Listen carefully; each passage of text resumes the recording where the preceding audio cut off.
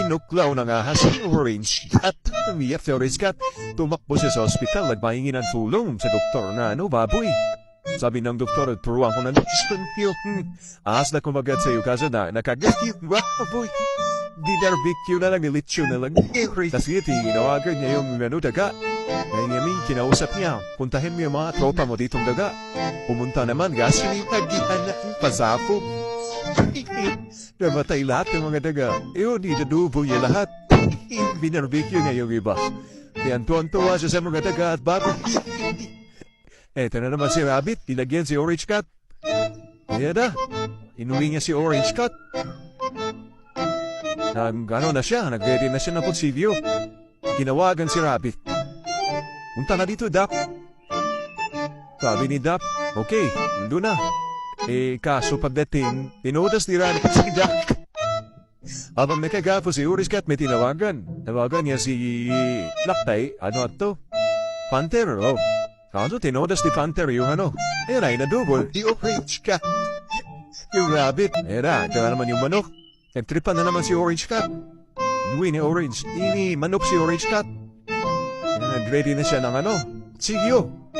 Kaya tinawagan niya yung baboy. Punta ka dito, baboy. Kasi meron akong masarap na pagkain. Ngayon, pumunta na yung baboy. Ang punta ng baboy, inunahan yung manok. Habang si Orange Cat, dito na, nagagapos, tinawagan si Tiger at Black or Panther ulit. Puntas niya yung baboy. O sinong dalawa na yung naging drinks mga pagkain.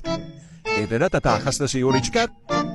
Na ng tanyo, nilalim dumaan, tumakbo. Yan siya. Pumunta, naalala niya yung mga ginawa niya. Niya yung baboy, tinodas. Yung tamaraw, tinodas niya. Yung goat, tinodas niya. Mungkin yung dahilan ba't narano siya, tas ginawa pa niya yung pagkain, snacks. Ito, binarbecue niya yung tamaraw.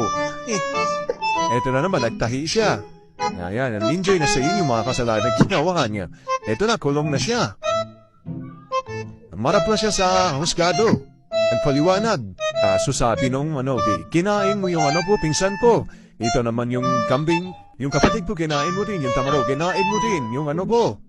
At sabi nung sabi nung judge, ma-assistant siya hanggang 15 years. Sabi ni Orange Cat, sige, tingnan natin. Nakulong na siya, kaso nagpakabait siya.